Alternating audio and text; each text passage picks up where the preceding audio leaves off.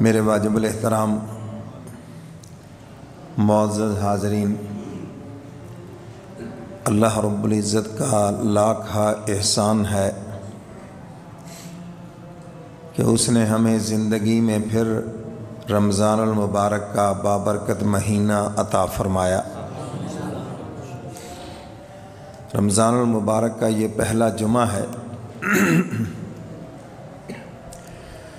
حضور علیہ الصلاۃ والسلام نے رمضان المبارک میں 4 چیزوں کا خصوصی طور پر حکم فرمایا۔ حدیث مبارکہ کا مفہوم ہے، حضور علیہ الصلاۃ والسلام نے ارشاد فرمایا کہ رمضان المبارک میں لا الہ الا اللہ کی کثرت کرو، جتنا ہو سکے اس کی تسبیحات کرے، اور طریقہ یہ ہے کہ ایک مرتبہ محمد الرسول اللہ پڑھ لیں، چاہے شروع میں پڑھیں چاہے آخر میں پڑھیں، اور جب لا الہ الا اللہ پڑھیں تو مشین نہیں چلانی۔ ہمارے ہاں یہ ایک ذہن ہے کہ تعداد پوری کرنی ہے۔ بھئی آپ تھوڑا پڑھ لیں لیکن خوبصورتی سے پڑھیں، اللہ تعالیٰ کا نام اتنی محبت سے لیں کہ دیکھنے والوں کو بھی تم پہ پیار آ جائے۔ تو تیزی سے نہیں، آرام سے محبت سے پڑھیں، جتنا آسانی سے پڑھا جائے۔ اور ویسے بھی ذکر کے بارے میں تو ایک ہی بات فرمائی، آمنوا اذکروا اللہ ذکرا کثیرا، ایمان والو اللہ کا ذکر کثرت سے کرو۔ تعداد کی تو بات ہی نہیں ہے۔ تو بعض حضرات تعداد پوری کرنے کی وجہ سے بہت تیزی کرتے ہیں، تیزی نہیں کرنی، محبت سے پڑھنا ہے۔ اور جب لا الہ آپ کہیں، ایک زبان تو آپ کے منہ میں ہے، ایک زبان دل میں بھی ہے۔ دل سے تار لے کے جائے عرش اعظم پر، اور جب الا اللہ کہیں تو عرش اعظم سے نور لے کر واپس اس دل میں آ جائے۔ اس دل کا رابطہ عرش الہی سے ہو جائے۔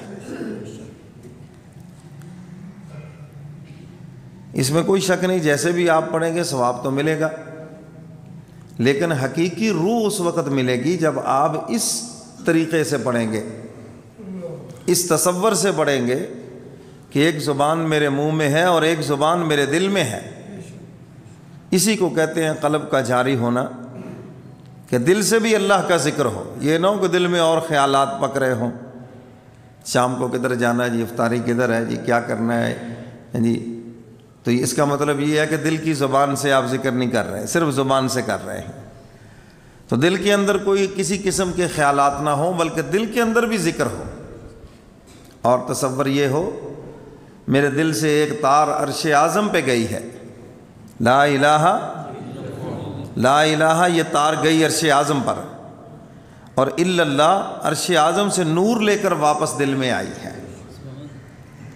تو دل کا رابطہ عرش الہی سے ہو جائے، اور ایک مرتبہ پڑھنا ہے محمد الرسول اللہ، چاہے شروع میں پڑھ لیں چاہے آخر میں پڑھ لیں۔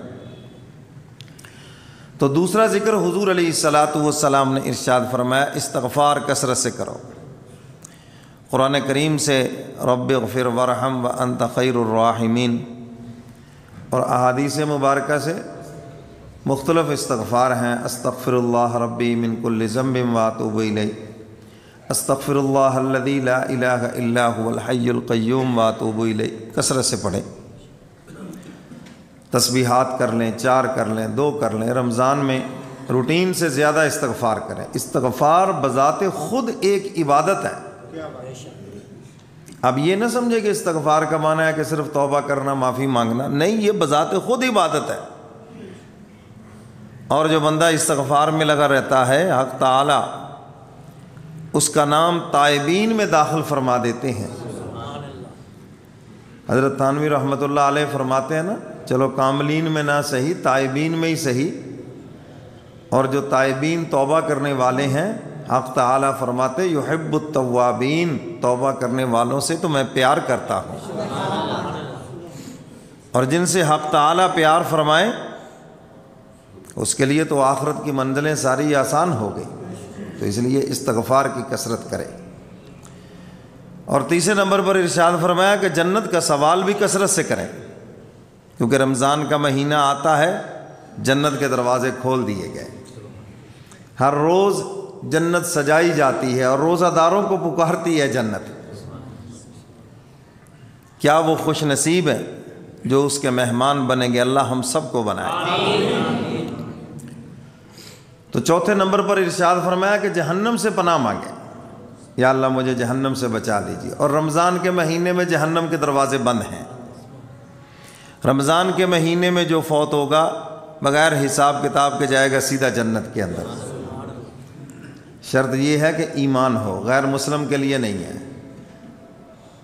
رمضان کے مہینے میں غیر مسلم کا عذاب بھی رک جاتا ہے، اور عید کے بعد جب عید کا چاند طلوع ہوتا ہے تو پھر ان کا عذاب شروع ہوتا ہے۔ یہ ایسا بابرکت مہینہ ہے، قبرستان والوں سے اگر کہا جائے نا کوئی خواہش ہے بتاؤ، تو وہ یہی کہیں گے دنیا میں بس ایک دن کا رمضان ہی ہمیں دے دو۔ میں اور آپ ہمیں مفت میں اتنی بڑی نعمت ملی ہے تو اس کی قدر نہیں۔ تو فرمایا کہ رمضان المبارک کے مہینے میں یہ 4 کام کثرت سے کرو، لا الہ الا اللہ کی کثرت کرو، استغفار کی کثرت کرو، جنت کی طلب کرو، اور جہنم سے پناہ مانگو۔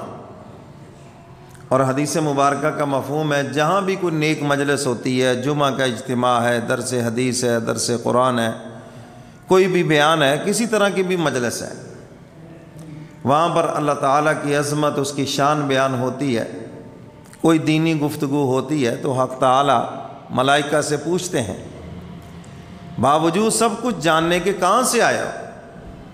یا اللہ فلاں شہر، فلاں گاؤں، فلاں محلہ، فلاں مسجد، فلاں لوگ، فلاں امام۔ اللہ پوچھتے ہیں اچھا کیا کر رہے تھے؟ یا اللہ آپ کی حمد و ثنا کر رہے تھے، آپ کی تعریف کر رہے تھے، آپ کی عظمت شان بیان کر رہے تھے۔ حق تعالیٰ فرماتے ہیں اور یا اللہ وہ جنت کی طلب کر رہے تھے، جہنم سے پناہ مانگ رہے تھے۔ تو اللہ تعالیٰ پوچھتے ہیں ابھی انہوں نے جنت کو دیکھا ہے؟ یا اللہ دیکھا تو نہیں ہے۔ فرمایا اگر دیکھتے یا اللہ پھر اور بھی زیادہ طلب کرتے۔ جہنم کو دیکھا ہے؟ جی دیکھا تو نہیں ہے، مگر پناہ مانگ رہے تھے، اگر دیکھتے یا اللہ اور بھی پناہ مانگتے۔ تو حق تعالیٰ فرماتے ہیں میرے فرشتوں میں تمہیں گواہ بنا کے کہتا ہوں جنہوں نے مجھ سے جنت طلب کی میں نے ان کو جنت عطا کر دی ہے، اور جنہوں نے جہنم سے پناہ مانگی تو حق تعالیٰ فرماتے ہیں تمہیں گواہ بنا کے کہتا ہوں میں نے ان کو جہنم سے پناہ دے دی ہے۔ تو یہ رمضان کا مہینہ، بڑے لوگ وہ خوش قسمت ہیں جو رمضان کے مہینے میں دنیا چھوڑ دیں، ہیں جی، کیونکہ اس کا قبر میں حساب و کتاب ہی نہیں ہے، کیونکہ بند ہے جہنم کے دروازے۔ تو جب جنت میں چلا جائے تو پھر اللہ کی شان کے خلاف ہے کہ دوبارہ جہنم میں بھیجے، بات جو کامیاب ہو گیا سو ہو گیا۔ تو کافر کے پاس چونکہ ایمان ہی نہیں۔ اچھا آپ بہت سارے لوگوں کو دیکھتے ہیں کوئی خاص نیکی کی زندگی نہیں ہے، کوئی عالم حافظ قاری نہیں، مگر رمضان کے مہینے میں فوت ہو جاتے ہیں۔ میں تو جس کا بھی سنتا ہوں یہی زبان سے نکلتا ہے کتنا خوش نصیب ہے، بغیر حساب کتاب کے جنت میں گیا۔ جانا تو ہے، یا تو کہو کہ جانا نہیں ہے، تو وہ کیسا خوش نصیب ہے۔ تو فرمایا اس کا عذاب قبر معاف ہے، یہ ہے جنت کے دروازے کھلے ہوئے۔ اور جو جمعہ کے دن فوت ہو جائے، جمعہ کی رات فوت ہو جائے، اس کا بھی عذاب قبر معاف ہے۔ حافظ قرآن کا عذاب قبر معاف ہے۔ حج عمرے کے لیے جائے فوت ہو جائے، اس کا بھی عذاب قبر معاف ہے، اور حافظ قرآن کا بھی عذاب قبر معاف ہے، بشرطے کہ قرآن یاد ہو۔ بدعمل بھی ہے، قرآن یاد ہے، عذاب قبر معاف ہے اس کا۔ تو پھر میرے محبوب نے فرمایا جو ہر روز عشاء کے بعد سورہ ملک کی تلاوت کر لیتا ہے اس کا بھی عذاب قبر معاف ہے۔ اب یہ تو سب کے لیے آسان ہے، کیوں جی کوئی مشکل ہے؟ عشاء کی نماز پڑھ کے چاہے مسجد میں پڑھ لیں، چاہے گھر جا کے پڑھ لیں، دیکھ کر پڑھ لیں، زبانی پڑھ لیں، سورہ ملک کی تلاوت کر لیں، تو فرمایا ہی تنجی ہی، یہ بھی عذاب قبر سے نجات دینے والی ہے۔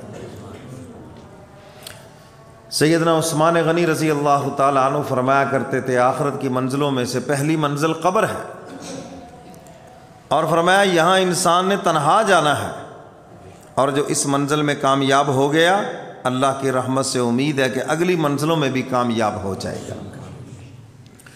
تو میرے محترم سامعین، یہ جو آیت کریمہ آپ حضرات کے سامنے تلاوت کی ہے، حق تعالیٰ نے بڑے پیار سے، بڑی محبت سے ایمان والوں سے فرمایا، اس رشتے سے مخاطب کیا جو بندوں کے ساتھ اللہ کا رشتہ ہے۔ کوئی باپ اپنے بچے کا نام لے کر پکارے، اور اگر اس کو بیٹا کہہ کے پکارے تو بیٹا کہہ کر جب پکارے گا اس رشتے سے پکارے گا جو باپ اور اس کے درمیان رشتہ ہے، تو اس کے اندر زیادہ محبت نظر آتی ہے۔ بیٹا بات سنو، بیٹا ایسے کرو، زیادہ محبت ہے۔ تو اللہ تعالیٰ بھی ایمان والوں سے اس رشتے سے مخاطب ہیں جو اللہ اور بندے کے درمیان ہے، اور وہ رشتہ ایمان کا ہے۔ اور پھر روزے کا حکم دیا تو یہ نہیں فرمایا کہ روزہ رکھو، نہیں رکھو گے تو یہ کر دوں گا، شاہانہ حکم نہیں دیا، بلکہ ترغیب دی، بڑے پیار سے محبت سے بتایا میں نے تمہارے اوپر روزے فرض کیے ہیں، اور صرف تم پر نہیں پہلی امتوں پر بھی فرض تھے، اور پہلی امتوں پر تو بڑی سختی تھی، تعداد بھی الگ الگ تھی، لیکن کسی کے اوپر 24 گھنٹے کا روزہ تھا۔ اب ہمارے لیے تو دن کا روزہ ہے، رات کو چھٹی ہے، کھاؤ پیو مزے اڑاؤ بھائی، لیکن ان کے لیے رات کو بھی چھٹی نہیں تھی، اور ہم روزہ رکھ کر باتیں کر سکتے ہیں، دنیا کی باتیں کر سکتے ہیں، اچھی باتیں کر سکتے ہیں، تو ان پر تو اتنی سختی تھی کہ وہ روزہ رکھ کر کلام نہیں کر سکتے تھے، اگر کلام کرتے تھے تو روزہ ٹوٹ جاتا تھا۔ تو کتنی نرمیاں ہیں امت محمدیہ پر۔ اور پھر اگر مسافر ہے رعایت دے دی، بیمار ہے رعایت دے دی، بوڑھا ہے رعایت دے دی، چلو بعد میں رکھ لو کوئی بات نہیں۔ اگر بعد میں بھی رکھنے کی ہمت نہیں ہے، بیماری اس عروج پہ پہنچ گئی، بڑھاپا یہاں تک پہنچ گیا کہ اب ہمت نہیں ہے، تو متبادل رستہ دے دیا، فدیہ دے دو بھائی، فدیہ دے دو بس، تو تمہارا یہ فرض پورا ہو گیا۔ تو ایمان والوں سے حق تعالیٰ نے بڑی محبت سے خطاب فرمایا، اور روزے کی فرضیت اور روزے کا حکم عطا فرمایا۔ فرمایا یا ایھا الذین آمنوا کتب علیکم الصیام کما کتب علی الذین من قبلکم لعلکم تتقون۔ حق تعالیٰ فرماتے ہیں اے ایمان والو، تمہارے اوپر روزے میں نے فرض کیے ہیں۔ روزے کیا کیے؟ یہ اختیاری مضمون نہیں ہے کہ مرضی ہو رکھ لیں، مرضی ہو نہ رکھیں، نہیں، فرض ہے۔ ذرا سی مشقت پہ مت چھوڑنا، اور رمضان کا ایک روزہ چھوڑ دو گے نا، سارا سال بھی روزے رکھ لو، رمضان کے ایک روزے کا ثواب پورا نہیں ہوگا۔ یہ بات یاد رکھنا، بلا وجہ نہ چھوڑنا۔ فرمایا کما کتب علی الذین من قبلکم لعلکم تتقون۔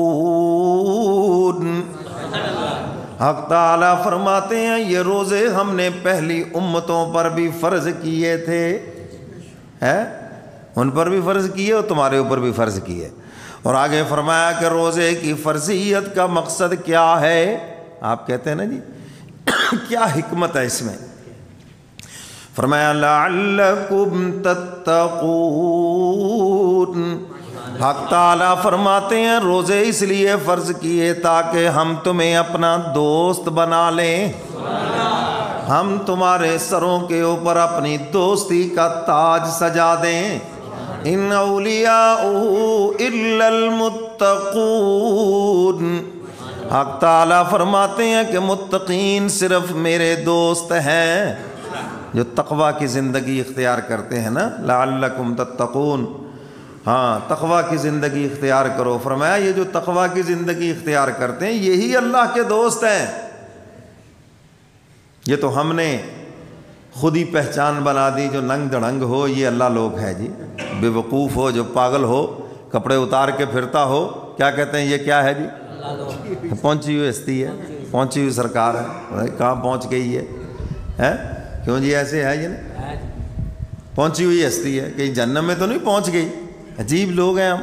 اور جو بے وقوف ہوتا کہتے جی اللہ کا دوست ہے، اللہ لوگ ہیں جی، چھوڑو اس کو جی۔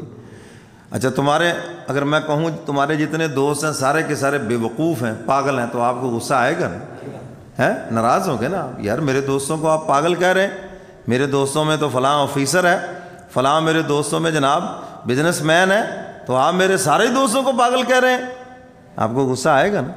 تو آپ اللہ کے دوستوں کو پاگل کہتے ہیں، عجیب بات ہے یار۔ اللہ ناراض نہیں ہوں گے؟ اللہ تعالیٰ کے انبیاء علیہ الصلاۃ والسلام اللہ کے دوست ہیں، اللہ نے سب سے زیادہ عقل ان کو عطا فرمائی، اور جو خدا کے پیارے ہیں اللہ ان کو عقلیں بھی سب سے زیادہ عطا فرماتے ہیں۔ تو پاگل کو بھی کہتے جی خدا کا دوست ہے، جو منہ میں گندگی بہہ رہی ہے، غلیاظت کے مجسمے ہیں، یہ جو اللہ لوگ ہیں، خدا توبہ نعوذ باللہ، عجیب سوچ ہے۔ اللہ کا دوست وہ ہے جو اللہ کی فرما برداری کرتا ہے اور نافرمانی سے بچتا ہے۔ جو جتنا اللہ کی نافرمانی سے بچتا ہے وہ اتنا بڑا اللہ کا دوست ہے، اور جو نافرمانی سے نہیں بچتا وہ کچھ بھی نہیں ہے، کچھ بھی نہیں ہے۔ تو حق تعالیٰ فرماتے ہیں ہم نے روزے اس لیے فرض کیے تاکہ تم متقی بن جاؤ، پرہیزگار بن جاؤ، ہمارے دوست بن جاؤ۔ اور آگے فرمایا ایام معدودات، گنتی کے چند دن ہیں، گنتی کے چند دن، اور بس یہ 10 روزے گزرنے کی دیر ہے، پھر تو سپیڈ لگ جاتی ہے۔ ویسے بھی پھر عید کی تیاری شروع ہو جاتی ہے، کپڑوں کی فکر، جوتوں کی فکر، بچوں کے کپڑوں کی فکر، ان ٹینشنوں میں پھر وہ باقی دن ہی بہت تھوڑے لگتے ہیں، بس 10 دن تک یہ تھوڑا سا محسوس ہوتا ہے۔ تو ان میں سے کتنے چلے گئے آج؟ بڑا یاد ہے جی ماشاءاللہ، تو 4 چلے گئے جی۔ تو بھئی اس میں 5-6 دن کے بعد آپ کو لگے گا بس رمضان تو گیا بھئی، اور 15 کے بعد تو ایسے لگتا بھئی اتنے رہ گئے، پھر یہ کوئی نہیں کہتا اتنے ہو گئے، ہر کہتا اتنے رہ گئے، اتنے رہ گئے جی۔ تو یہ گنتی کے چند دن ہیں، اس کا گننا، انتظار کرنا، یہ سب کا سب عبادت کے اندر داخل ہے، سمجھ گئے کہ نہیں؟ رمضان کا انتظار کرنا عبادت میں، رمضان کے دن گننا یہ بھی عبادت میں ہے۔ فرمایا فمن کان منکم مریضا او علی سفر فعدۃ من ایام اخر۔ حق تعالیٰ فرماتے ہیں تم میں سے جو کوئی مریض ہو یا مسافر ہو وہ دوسرے دنوں میں یہ تعداد پوری کرے۔ اجازت دے دی مریض کے لیے، بیمار ہے کوئی بات نہیں، عورت کو اگر مخصوص ایام شروع ہو گئے ہیں تو وہ بعد میں روزے رکھے، اور جس دن ایام شروع ہوئے اس دن کا روزہ بھی وہ قضا کرے گی۔ تو اسی طرح اگر کوئی بیمار ہے تو وہ بھی بعد میں رکھے، بے شک سردیوں کے روزے رکھ لے، 8-9 گھنٹے کا دن ہوتا ہے بڑی آسانی سے۔ اور اسی طرح اگر کوئی مسافر ہے، اور سفر سے مراد یہاں سے جیسے اکاڑا ہے 75 کلومیٹر کم از کم 75 کلومیٹر، اتنا سفر ہو تو پھر مسافر ہے، پھر اس کے لیے اجازت ہے۔ لیکن آج کل سفر بہت آسان ہے، اس لیے بہتر یہی ہے کہ روزہ رکھا جائے، اور آگے فرمایا بھی یہی، بہتر تو یہی ہے وَأَن تَصُومُوا خَيْرٌ لَكُمْ، بہتر یہی ہے کہ روزہ رکھو۔ اور اگر تکلیف برداشت نہیں کر سکتے، جیسے پہلے زمانے میں پیدل چلتے تھے لوگ یا پھر گھوڑے پہ سفر کرتے تھے، مشکل تھا، تو آج کل تو گاڑیاں ہیں، اے سی چل رہے ہیں، کوئی پرابلم نہیں۔ اگر نبھا سکتے ہو تو بالکل روزہ رکھو، اور اگر نہ رکھو تو اجازت ہے۔